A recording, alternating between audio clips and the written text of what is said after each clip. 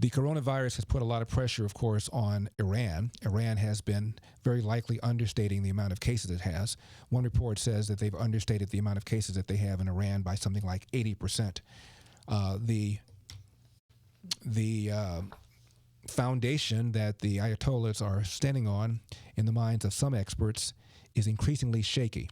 We're going to talk to a Middle East expert next hour about whether or not the coronavirus might finally cause the Republic of Iran to implode. All of that and more. Stick around for that. Back to the coronavirus task force as they are outlining new guidelines for the various states. Back to some form of normality.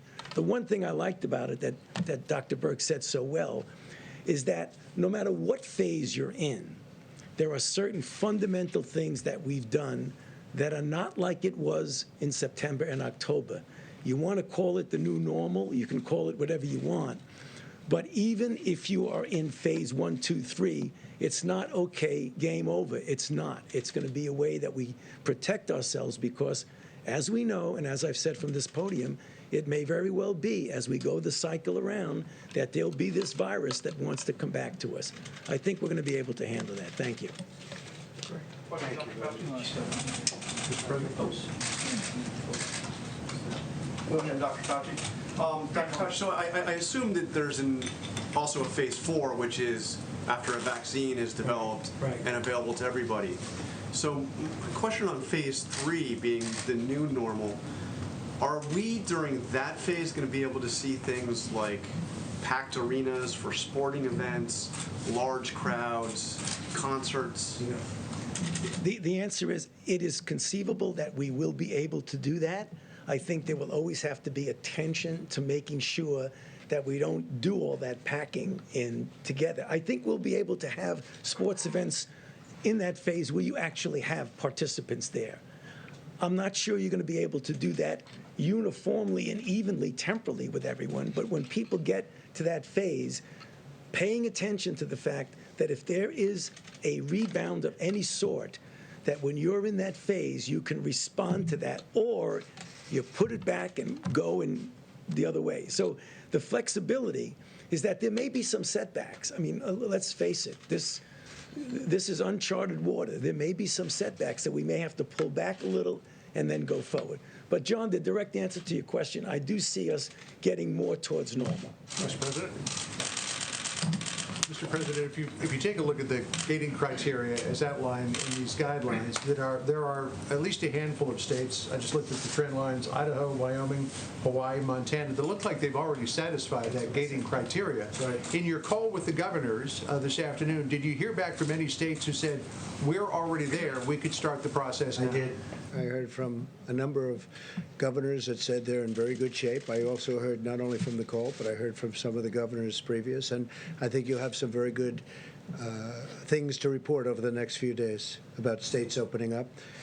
And I think, John, having to do with your call on sports, depending on the area, depending where we're talking about, you're going to have large areas of our country where this has not been or has been totally eradicated. You'll be able to have those full arenas. Now, with everything being said, a lot of great work has been done on vaccines, but you have a testing process. Therapeutics, likewise, we have a lot of great things happening therapeutically. That will be a step further. But in terms of sports, they'll probably start off. As you know, I spoke to the commissioners yesterday, almost, I guess, of every sport.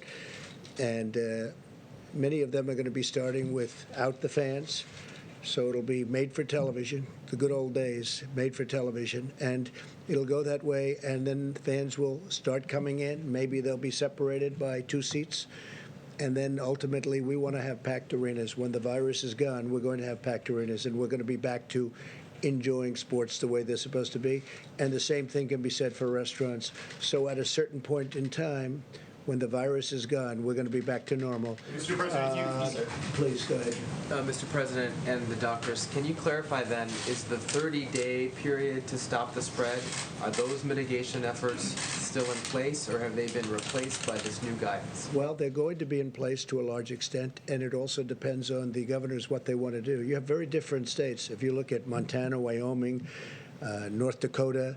That's a lot different than New York. It's a lot different than New Jersey. So it's going to be very dependent on the governor. We're recommending, as you see in the charts, we're recommending certain things. They'll be in place dependent on what the governor wants to do.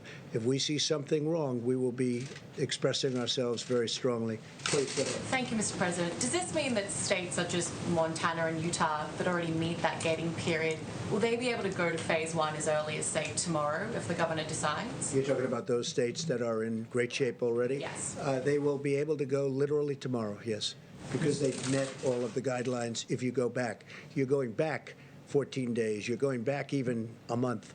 And they have the ones that I'm thinking about, the ones that I've already spoken to governors about, they've met those guidelines actually pretty long ago.